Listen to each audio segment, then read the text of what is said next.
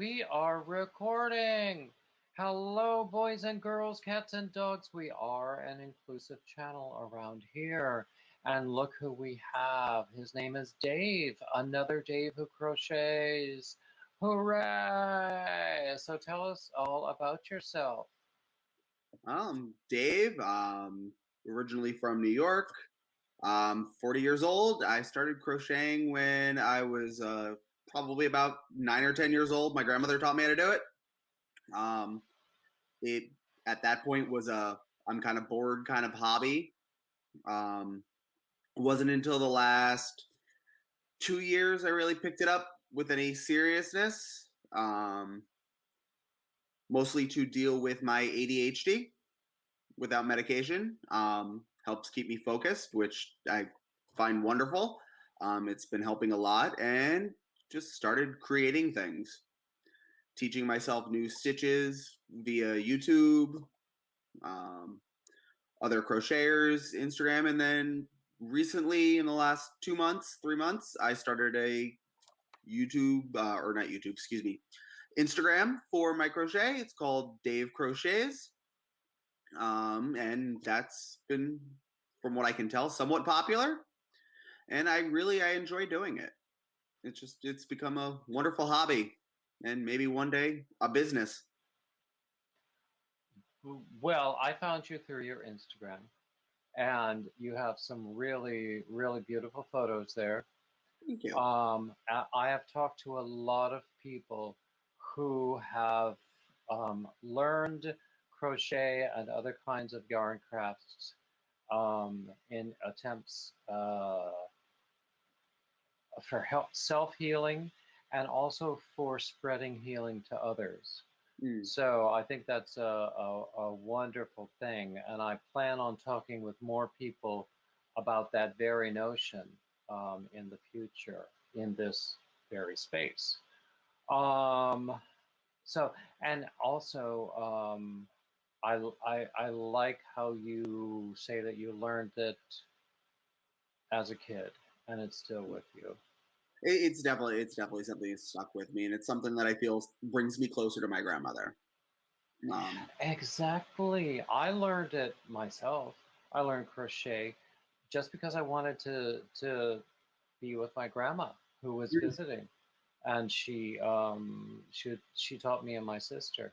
Yeah. And so I put it down for a while, but then I picked it up about 5 or 6 years ago, and you can't stop me now.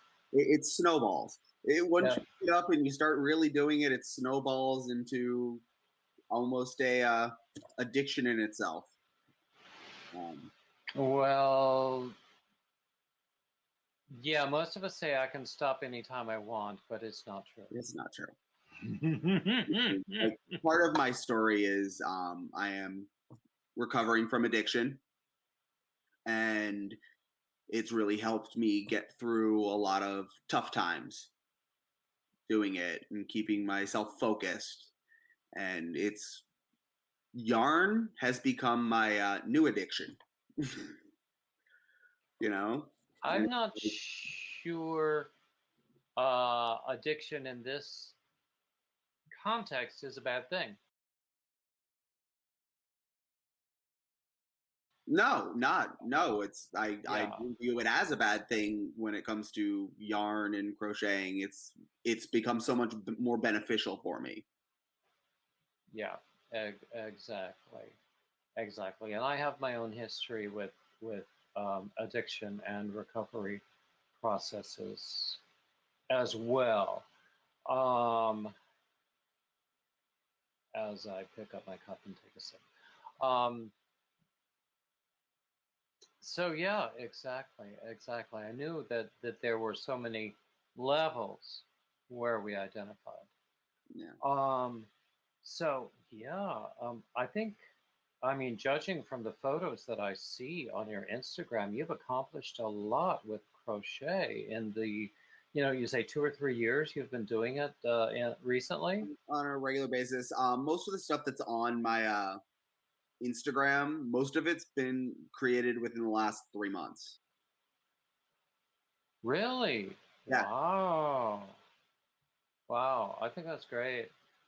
So do you do a lot of, do you do much of your own designing, or do you do mostly other people's patterns? There's I've no used other wrong people's answer patterns. there, but I've used other people's patterns and modified them to fit my needs.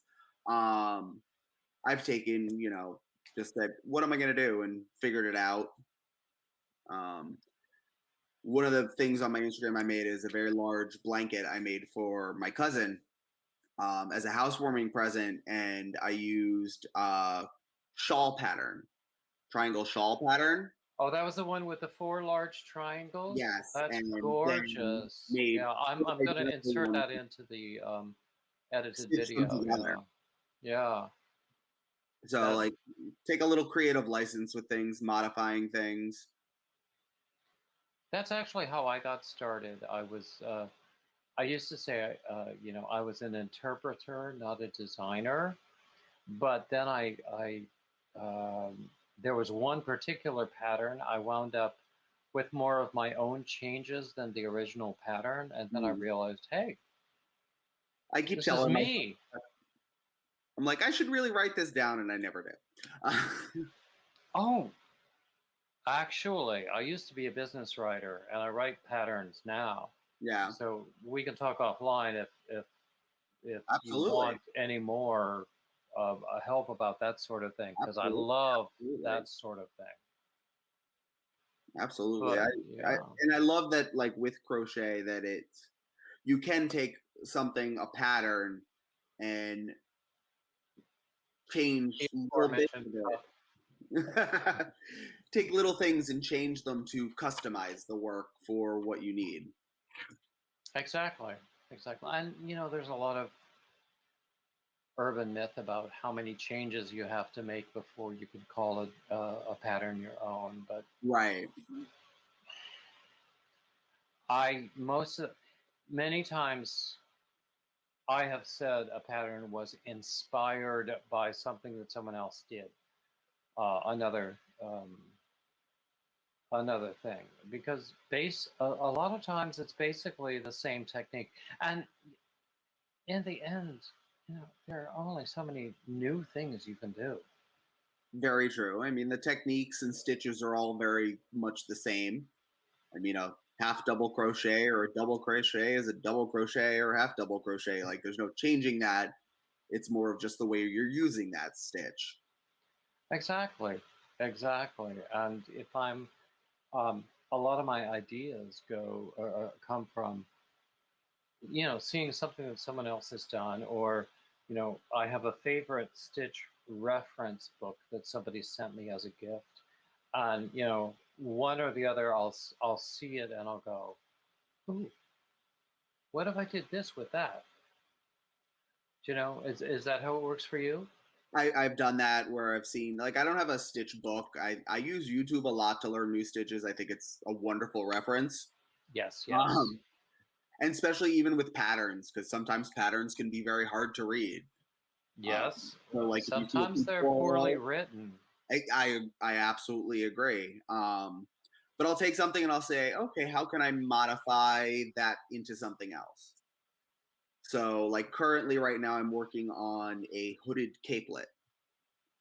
And I've taken a hood template that I've used for some of the hooded scarves that you see on my Instagram. Mm-hmm. And instead of just extending one side into the hood, I started just increasing stitches, and it's now, I keep modifying it a little bit more as I go, more of like a scalloped edge to it, because I keep, like, I'll go and I found the middle section and then started increasing like you would with a triangle shawl with the point, and then did that, and then a couple rows later I went and found the middle of that on either side and did that. And then today I said, oh, I'll just add some more. So I found the middles in between there. So I added 4 more points. So like it evolves as I go a lot of times too. Exactly. Yeah. I often I'll just get ideas and Sometimes I write them down, sometimes I don't, and then the idea is like they go to live with Jesus. I don't know where. But then I'll go. I'll come back to something and I'll go, what did I mean by that? Right. Or sometimes I'll come back to something and I'll go, that's not going to work. Nobody's going to want to do that. I mean, I see a lot of stuff like I'll go, how can I make that differently?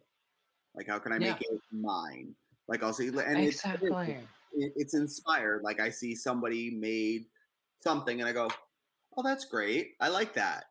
Now, how can I make it really unique? So it's not somebody else's design, it's mine. Exactly. I recently did a cardigan that was inspired by somebody else's pullover. And so I thought, oh, I could do that as a cardigan. And I did the sleeves differently from the way she had done them. Right. I hate sleeves.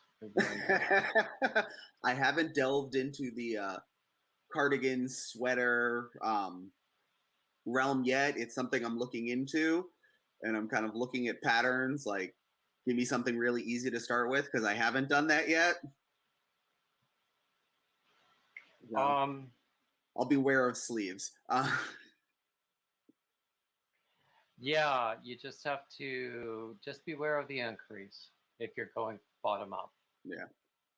Stitch marker, crocheter's best friend. Exactly. There's this meme that went around. It's probably still around, where I think it was Willy Wonka's going like, so you don't use stitch markers? I've seen that one.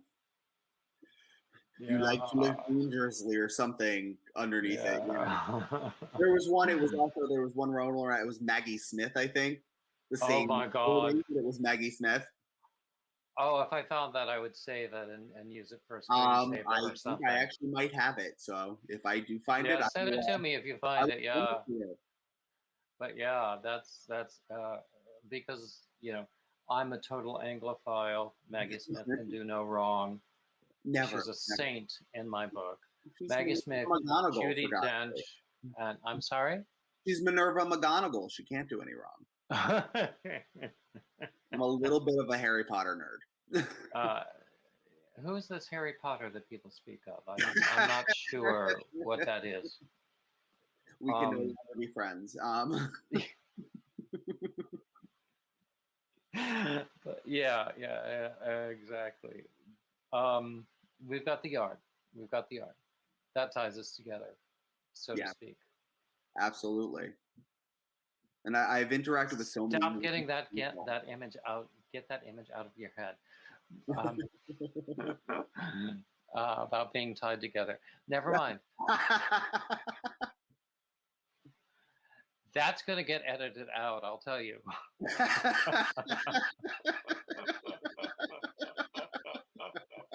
I would hope so, because my family's probably going to see some of this. So what they don't know won't hurt them. Families always know more than you think they do. La la la la la la la la.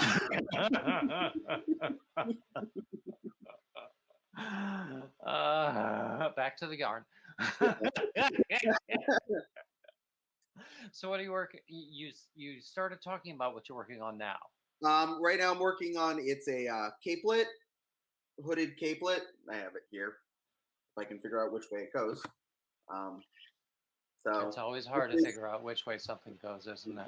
This is the hood portion, and it's very straightforward. Double crochets worked back and forth in back loops, but then I took the bottom of it and I've been going.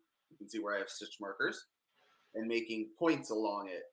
Mm-hmm. So it will sit more like a cape would, but only come to about elbow length. So that's my current project. I used to do, before I started doing my own patterns, I used to do an awful lot of transcribing other people's tutorials so that I could like do the work without buying the pattern, because I'm just that way. I I love a good free pattern. Yeah. Well, you know my motto: if it's free, it's for me. Exactly. I'm with you on that one.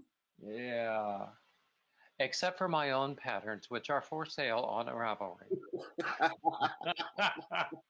For anyone listening. Although, actually, I do have all of my hat patterns are for free because I want people to make donations. Yeah, that's definitely, it's something I do as well, as I try to make things and donate them. I just love making things for people, just in general. Mm-hmm. Exactly. I love making gifts. I love making donations. I hate selling. I despise selling. I'm kind of the same way. Like everybody keeps telling me, "Oh, you should sell the stuff," and I'm kind of like, "But how?" And then I'm like, "Do I really like? How do I charge people?" And trying to figure out all those Well, dynamic of it. I go like, in the corporate world, I used to get $65 an hour as a consultant. Are you going to pay me that much for this garment? Probably not. Plus materials? Yeah. Not so much.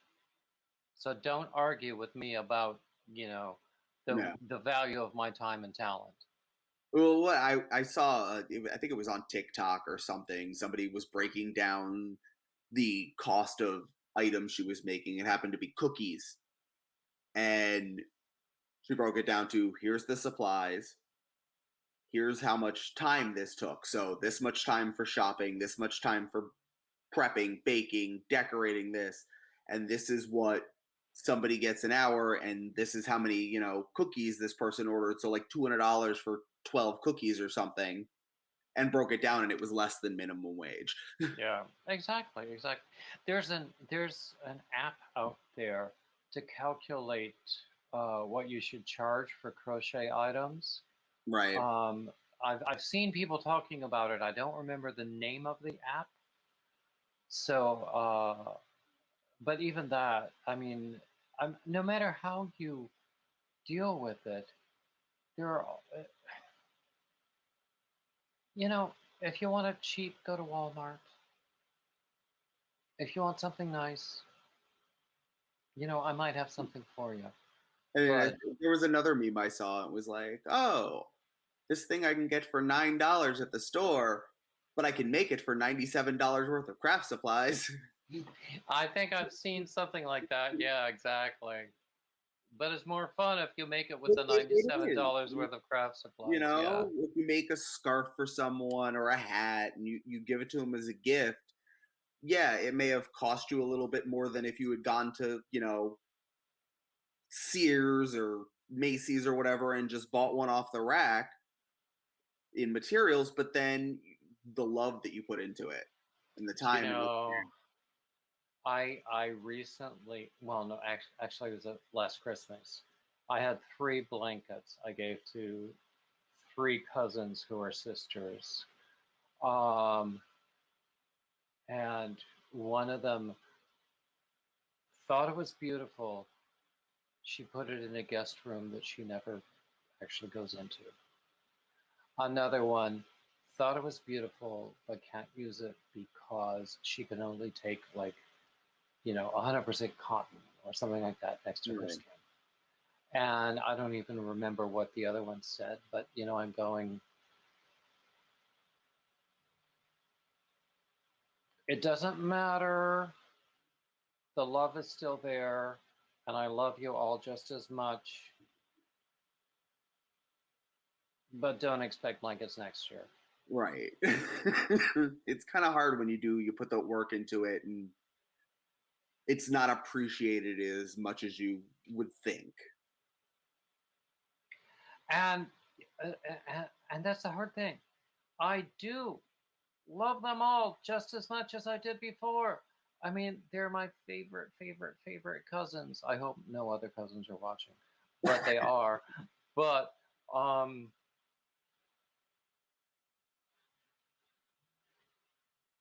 yeah, I sort of felt unappreciated. I totally valid. totally valid, you know, because and I don't think, you know, they people who don't work in any kind of craft or make anything handmade don't understand the work that actually goes into it.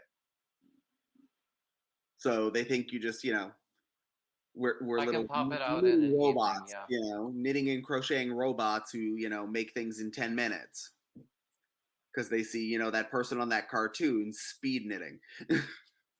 Or, well, you yourself have these videos that are sped up Oh, my little where time you're lapse video. crocheting very, Yeah. very quickly. Um, but still, I don't think anybody um, doubts the amount of skill that goes into it Yeah. and the time. I mean, they can see that it's sped up. But I mean, also people get these knitting machines now, Hmm. and they think that, uh, um, and they have their place. Oh yeah. But Absolutely do. um, you know, especially if it's my own design, you know. So not only the actual effort of putting into creating it, you wrote the pattern, you chose the yarn, you know, you put a lot of thought into it. Exactly, exactly. And I'm going, oh, you know, this, you know, for, you know, this cousin whom I love very much, I have this blanket which I completed with a lot of effort. I think that will be beautiful. And Yeah. for this other cousin whom I love very much, I have this other blanket which took a lot of effort. And I think it will be, you know, and even if in the moment I'm not thinking of the individual recipient, it's still there. Right. You know, I hate to be talking about myself so much, but it's meant to be a conversation more than an interview anyway. Um,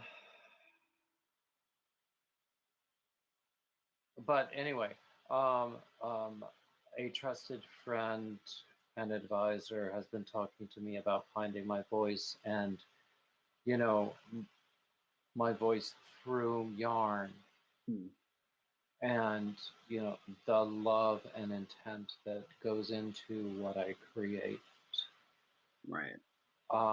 which is not a tangible thing No, it's not. necessarily, but it's there anyway. So, yeah, I get that you understand what I'm saying. I mean, it's the same idea with almost like cooking. Exactly. The effort that goes into it.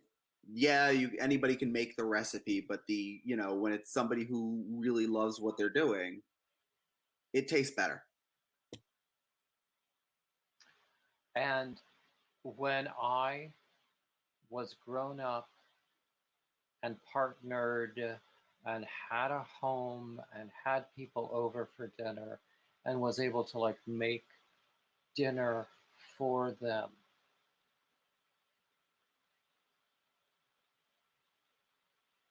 I'm going to get misty here.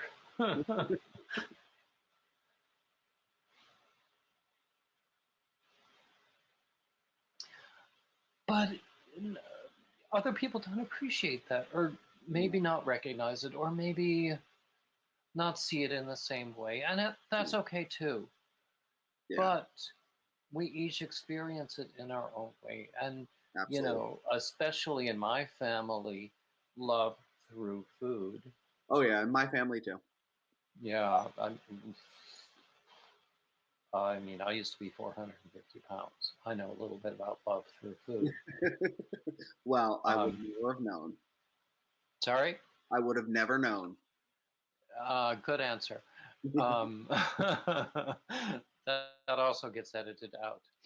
Um, but yeah, I know a little bit about love through food. But you know, it's the intent in what Hmm. you're doing. So let's get back to you. We're talking too much about me. I've been doing that a little bit too much lately in these conversations. Well, What's that about? the subject you know best.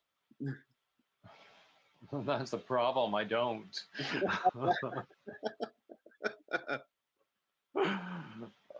Perhaps I don't know. Who knows? Anyway. probably a song in that. All of life is a song cue. If life could be more like a musical, it would be a wonderful place.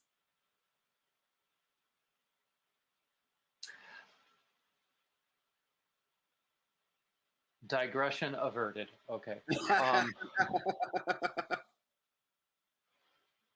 No, we're coming back to that digression. I don't know if you ever saw, there was a television series called Love American Style. No, I've never seen it. And it was all skits, comedy skits. And there was one where a guy thought that everything was a song cue. And actually, I think it was probably based on an old music hall thing, English music hall skit, where like, but anyway, like everything was a song cue, and he would burst into song at every moment, and it annoyed everybody. I can see how it could annoy some people. Yeah, actually, sometimes I used to do that, but yeah. Anyway, because I studied singing when I was in college. But back to you and yarn. I have way too much of it. Correction, there's no such thing as too much yarn. Exactly. My collection just keeps growing. Yeah, I always say that I need more yarn, like I need a hole in the head. Yeah, I'm with you on that one. Like, I need more yarn, like I need a bigger hole in the head, because I've got a big one already. Yeah. I mean, I go around and I see, oh, yarn, and I buy all this yarn, and it's great. And then I'm like, oh, I want to make this project. I don't have the proper yarn for it. I've got, Exactly. I have shelves and drawers full of yarn, but I don't have the right one that I want just now. Yeah, you know what? I like that, and I really want to make it in this color. I don't have anything that color. I mean, I've also recently started dyeing yarn. I saw some of your pictures. They're beautiful. Yes, thank you. I think I have some of them around. I want some of your hand-dyed yarn. I have some of them somewhere around here in my piles of yarn. Hold on. I think you had a purple one that was absolutely gorgeous. Oh, that's beautiful too. I love that. That one came out really nice. The purple one is actually, it was this purple. Oh, and this was, I'm drooling right now. And it came out a lot better than I thought it would. This was my first attempt at dyeing yarn. So I've been I see you put a pom-pom on that hat. Yeah, I've been practicing here and there with different materials, different types of dye, different techniques. I've used most recently I've been dyeing wool yarn. I buy the Lion brand Fisherman's wool. I have a stash of that was gifted to me, and actually I have plans for it because I just completed one sample of a new sweater pattern that I'm doing, and I want to do another sample of it. But God, it's so much work. But also it's so much yarn, and it will be gorgeous, and I can't wait to wear it. I mean, I love the Fisherman's yarn. It feels really nice. It's soft. That purple was the Fisherman's yarn as well. I find it's when you're trying just to like get into yarn dyeing, it's, from what I can tell, the most cost-effective way for wool, because you get for somewhere between $10 and $15, 400 and something yards of 100% wool yarn, and you can get it, and it's completely dyeable. Where you go to some of the other places, it's like you get 100 grams, which could be 120 yards for $15. And when you get more into it, yeah, that becomes an investment. But when you're trying to do it out, do it in the most cost-effective way you can. Now, I have some hand-spun wool that someone gave me as a gift over a year ago, actually. I have done nothing with it because I'm afraid to ruin it.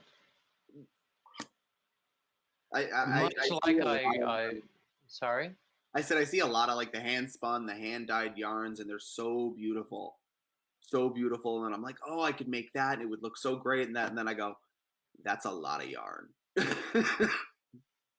I never go, that's too much yarn. I usually go, that's not enough for the sort of projects I do. Well, no, for the project, it's a lot of yarn for the project and not a lot for what, can be purchased and not, make you take out a second mortgage. Exactly. If I were to buy hand-dyed yarns of really nice fibers for the kind of projects that I do with the sweaters and the blankets and things, you'd be poor. Well, I'm already poor. I'd be even more poor. It's I can't imagine. And people, I see people with like these yarn walls behind them, and it's all like hand dyed. I know. And I'm going, God, I wish I had a sponsor like that. Lion Brand, if you're watching. Hint, hint, hint. Yeah, Subtle with a capital T. That's my middle name. But yeah, it's yarn costs money. It does, and the nicer the quality, the more it's costing you. And I was just a week or two ago, I was talking to another gentleman for this very same space for the Monday Men interviews, who does a lot of yarn dyeing, and I tried to convince him to accept this this yarn that I have. I would send it to him, and he could do something beautiful with it and surprise me and send it back. He didn't respond. Because his time and effort costs money too. Yep. And I mean, I see some like the videos of people dyeing yarn, and it's in some of the skeins they come out with are gorgeous. And the whole process, it's like it can be so involved. But there's such a wide range in processes, ways to do things that you see people doing it with Kool-Aid. And you see people doing it with all these sophisticated substances and even machines and things. I don't know what they do. And I see some things where it's like a whole huge setup, and then there's somebody else, doing it on their stovetop with with Kool-Aid, boiling water and some mason jars. Exactly. So meanwhile, that skein of undyed yarn stays in my stash, sealed up in a Ziploc bag. Maybe one day you'll get inspired to dye your own.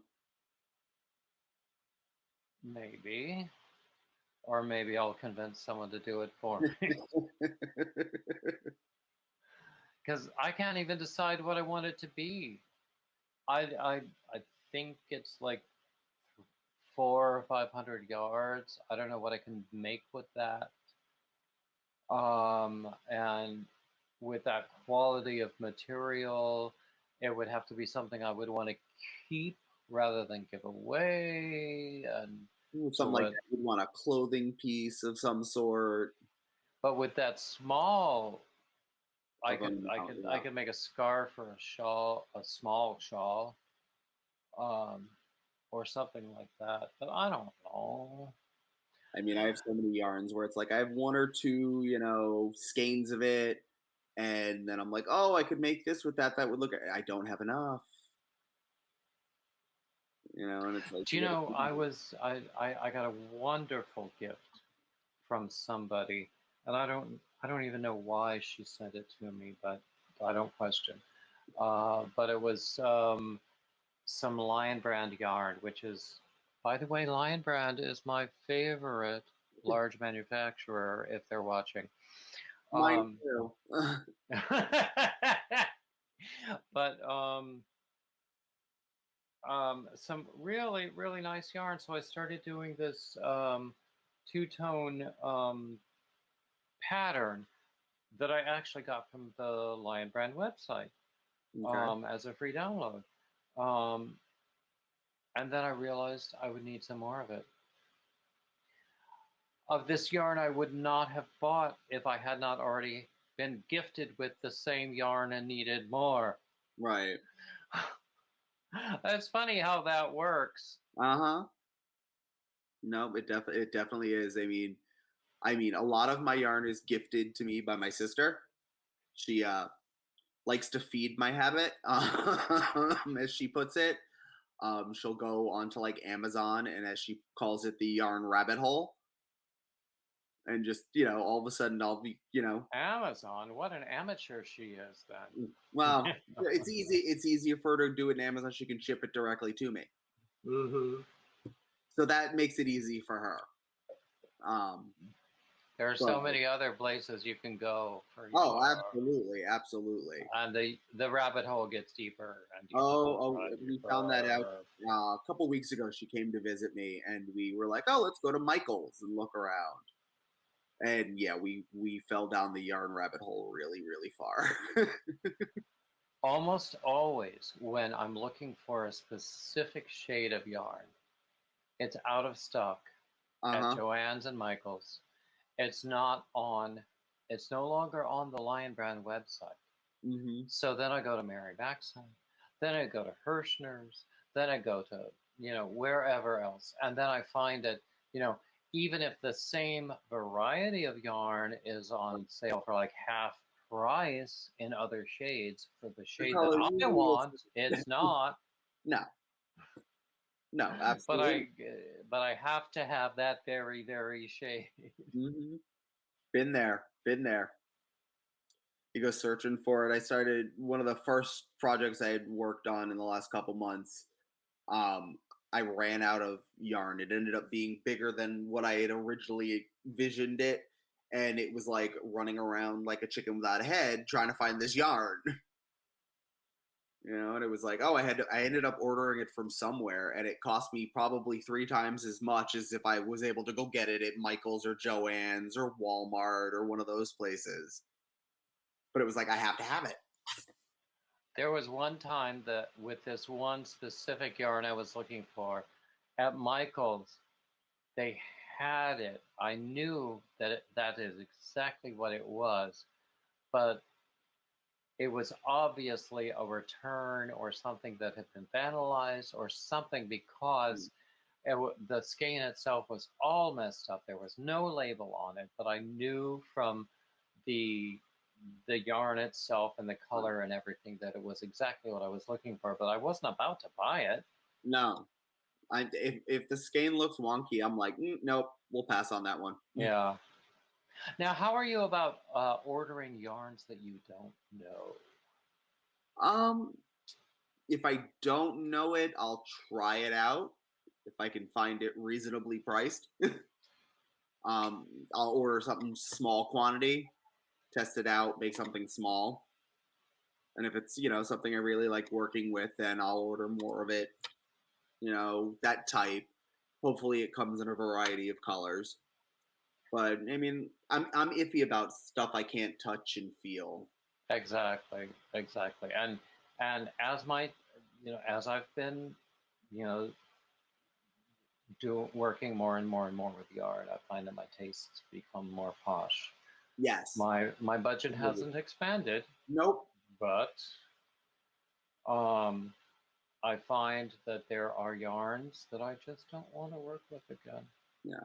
Oh, I've found that too. It's always my, standards go up, the budget stays the same. My mother used to tell me I had champagne taste on a beer budget. My mother used to mix her metaphors and say I had a Cadillac tastes on a beer budget.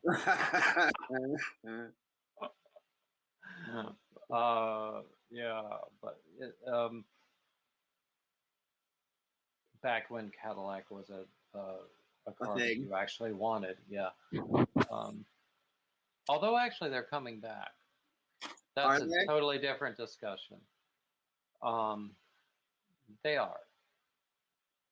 One hears. I watch a lot of automotive YouTube videos too. But what was I going to say? Yeah. So, and like mystery bags and boxes and things. Do you do much of that? I have not attempted the mystery bag box thing yet. I'm iffy about it, but there's part of me just like I want to be surprised, you know. And I think those are ways like if you kind of just pull the trigger and do it, it's a great way to find new yarns you'll love for not a lot of money. Exactly. Most recently, I did. Lion Brand had mystery boxes for like $20. Oh yeah. And a lot of YouTubers were showing what they had gotten, and it was pretty consistent from one to another. So I splurged and did one of the $20 mystery boxes, and I got three cakes of Lion Brand Mandala, which is one of my favorites anyway. Oh, I have a whole box full. Yeah, exactly. I got 3 skeins of their basic stitch, something like that. Okay. I hadn't used it before, but I like it. And 3 skeins of the ice cream, which also I had not used before, but I like it. So I wound up with 9 skeins of yarn for $20. Hey, can't beat it. And it was all yarn that I wanted to use and still am using and have pretty much used up, really. Yeah, exactly. But then I've done other mystery bags and boxes with yarns that are like, maybe I can give it away. I mean, I've done that. I do like, I'll look on places like Amazon for yarn, but what I'll do is I'll search yarn as just a basic, click the Prime eligible button because, well, if it's not Prime eligible, you don't need it. If you have to pay for shipping, it's too expensive. Exactly. But then what I'll do is I'll go into the filters and have them filter it from lowest price to highest price. And sometimes you can find some really nice, like name brand, high quality stuff, really cheap. I got I have to check that out. I got for I think it was $1.68 a skein. I got some of the Lion Brand Hometown yarn. See, now a lot of people think that in general Amazon prices are too high for yarn. But you're saying that your experience has been very good with Amazon. I agree prices. They are pricey, but you got to look around for it as well, like to see. But like, I do it more of like reverse it and see if there's anything that catches my eye. To do that versus like I'm going just to go shop for yarn. I want this particular yarn. Because usually I find when it's like one particular one I'm looking for, it's way too overpriced. Or there's not enough of it. A lot of times what I'll do is like if I see something on Amazon, I'll go and check the manufacturer's website. I'll check other websites, other stores, and see what they're charging for it. And see where it would be better off getting it from, or would it be easier just to go to, say, Michael's or Joann's or Hobby Lobby or any of those places? Yeah, and I always try to do that sort of comparison too. And with the story I just told about the yarn where I needed 2 more skeins of the same thing. Right. I did shop around and I found some at a reasonable price. And I was able to get a coupon for free shipping, so it wasn't all that bad. Yeah. So, are you yarn first or pattern first? Usually yarn first. Me too. But there are those patterns that I see or something I see, and I'm like, I don't have a yarn for that. And it's not that I don't; it's that I just envision it in some different color. In my family, we call my sister and I we'll see something in our head. We call it a vision. We see something in our head and we're not happy until we find it. whether we have to make it ourselves or it's something we need to purchase. So we're not happy, and that's like the blanket, the 4-piece blanket with the out of the shawl triangles, like that. I had a vision of what I wanted it to look like, and then I had to figure out how to create it. Yeah, yeah.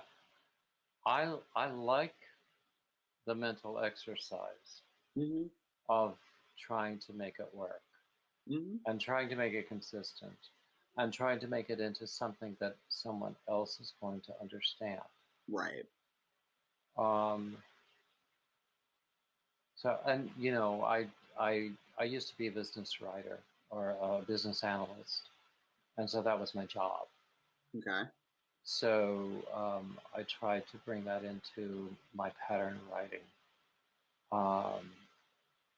And I hope that I'm successful with it. Because Daddy needs more pattern salespeople. Hint, hint, hint, hint. Yeah, settle with a capital T. That's me.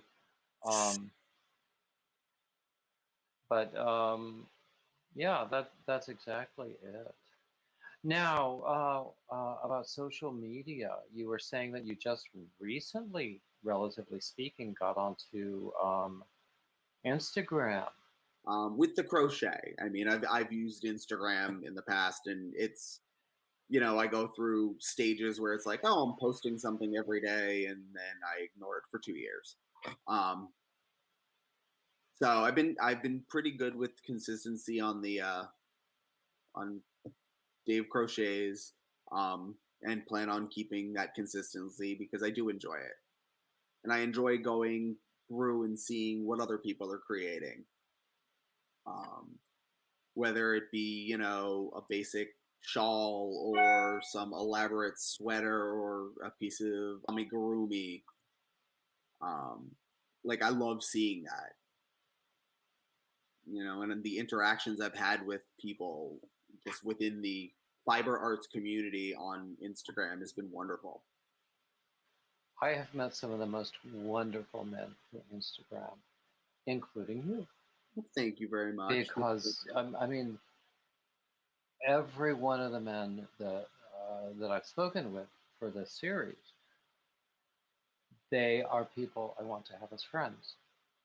And if we were all local, I would hope we'd hang out frequently with our yarn and our hooks and do our stuff. Oh yeah, I mean, I would love to find, you know, local yarn, you know, men's what do they call them, stitching bitches. You know, like, oh my God, you're in Connecticut. Yes, I am. Do you know the two guys Needles at the Ready? I do not. At least not off the top of my head. They are, oh gosh, I can't remember where they are. I think they're east of Hartford. I'm east of Hartford. No, I'm west of Hartford. You're west of Hartford, but yeah, I'm Danbury, yeah, west of Hartford. Yeah. But yeah, I can't remember exactly where they are, but they're not too far from Hartford. Okay. And they have a wonderful YouTube channel. You should look them up. I will. And I spoke with them for another one of this series, and they're just lovely guys, and they do great work. They're knitters more than crocheters, although they know how to crochet. But I mean, if you look for them, you will also find, you know, community in your area. And also, I used to live in Westchester. Okay. I know of a few. Yeah, I told you. I grew up in Orange County, New York. Sorry? I grew up in Orange County, New York. Oh, okay, yeah. So, yeah, I was saying, I think I told you, I used to live in that funky corner of Westchester that's between New Canaan and Ridgefield. Yeah. That is, what do they call it? Vista. Okay. Yeah, although the post office was South Salem. But,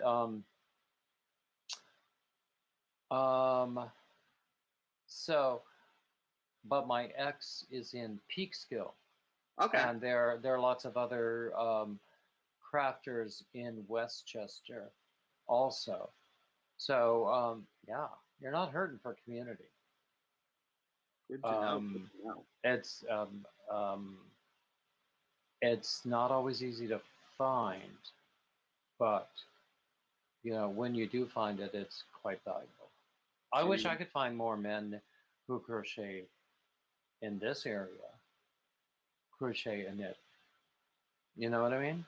Oh yeah, I mean, just the sense of community within fiber arts in general is wonderful, but then within men who work in fiber arts, I think is so much more tightly knit, pun intended. Then Wasn't really a pun, but I'll excuse it. okay. But hey, it's been a long day. no. But I think just it's more meshed together. I don't know exactly, because there are so few men within fiber arts, because it's, for the longest time been viewed as a female thing. And it's funny, if you know the history. Oh yeah. Like so many things, it began as like a skilled trade among men. Absolutely. And then when it became viewed as drudgery, it was delegated to women. Absolutely. You know what? It's funny. Some of the things that are seen so as very feminine are things that did start out masculine traits. Exactly. So, and then now, of course, it's regaining its appeal to men. Absolutely. So also, if you do not know of it, you should look for a community that is called Men's Fiber Retreats or Men's Knitting Retreats.com. Okay. They're also on Facebook. I'll have to look I went to it was my very, very, very first fiber retreat ever.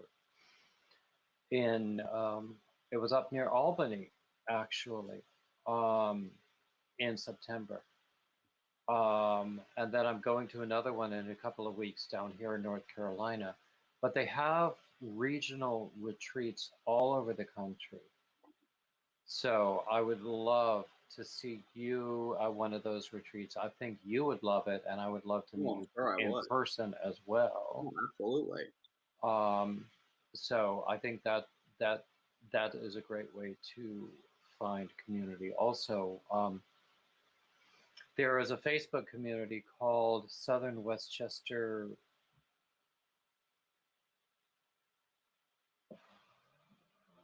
I'll send you a link.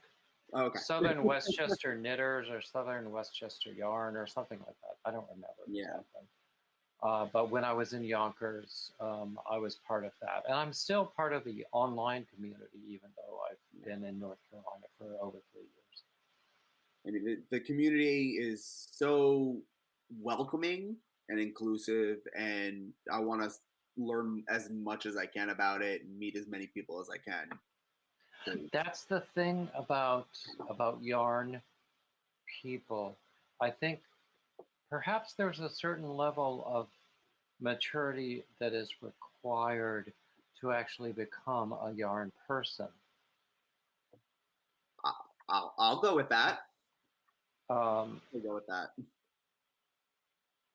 A flighty teenager, unless that teenager is, a mature teenager, is not really going to be a knitter, but someone who has lived a little and perhaps needs something like a yarn craft. And who knows how to appreciate something that effort's been put into. Exactly. So, yeah, the yarn community is full of beautiful people. I see that, and I can't wait to learn more about it and meet more new people. Now, it's true, there are damaged people there. I mean, we're all damaged in our own way. I was going to say, we all? Every community has that component. It's course. true, but I think this is just conjecture on my part. I think that Yarny people have learned to deal with their baggage. I think on the whole, I mean, we make little covers for it. Our baggage cozies, if you will. Baggage cozies, and you know. Yeah. It all matches. That's cute. Yeah. Yeah.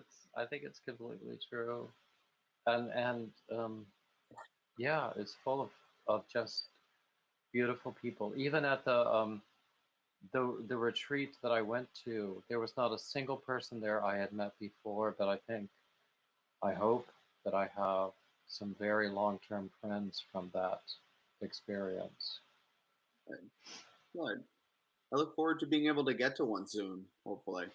Have you been to yarn festivals? Have you been to I have not. There was one in Rhinebeck, New York, I think 2 weeks ago, and I didn't know about it until like the last day at like 5 o'clock in the afternoon. I checked Instagram. Oh, too late for that. Like, no. Yeah. My ex and I used to go every year, actually, and we had a wonderful time. I mean, that, of course, that was all pre-pandemic, and it was huge. But some of the most fun parts were the non-yarn exhibits. Like there would be like other kinds of regional craft exhibits and regional foods and drinks and all sorts of fun things.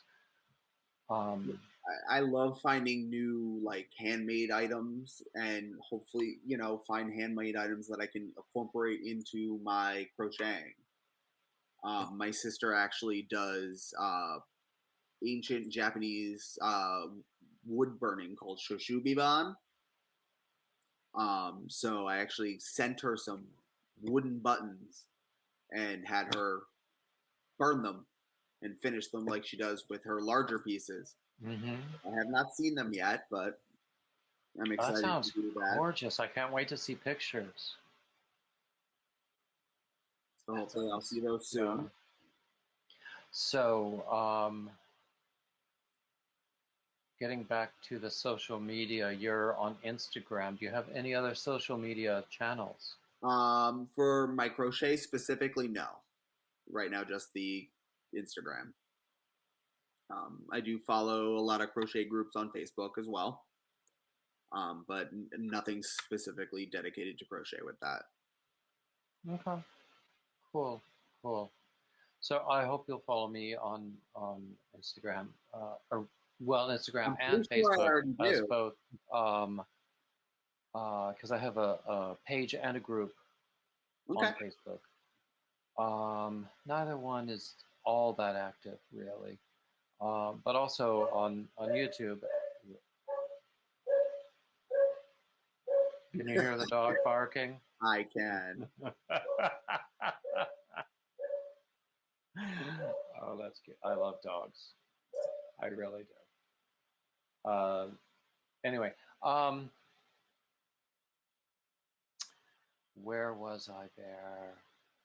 So I was about to sum up, really, because we've been at it for almost an hour now. Oh, Jesus. Really? I mean, the best of these, it seems like 5 minutes, and suddenly we've gone forever. Yeah, so I just noticed there's a ticking clock in the top corner. I didn't even see it. Oh, see, I don't even know what you see as the guest, but so what would you like to leave our viewers with? What kind of information? What kind of views? Just everybody keep discovering new and better ways to work your fiber crafts, yarn, dyeing, spinning, knitting, crocheting, rug making, which I've seen a lot of lately online. Continue grow the community. It's a wonderful, inclusive, loving community of people, And follow me on Instagram at Dave Crochets, Dave_Crochets. Exactly. I would mirror the same comments exactly, because our community is wonderful. It is. And to everybody who's been watching us all this time, I would just say thank you very much. Thank you. I am full of gratitude for everybody who watches me and subscribes and all of that stuff. And I would say like, comment, share, subscribe, all the standard YouTube crap, and keep coming back.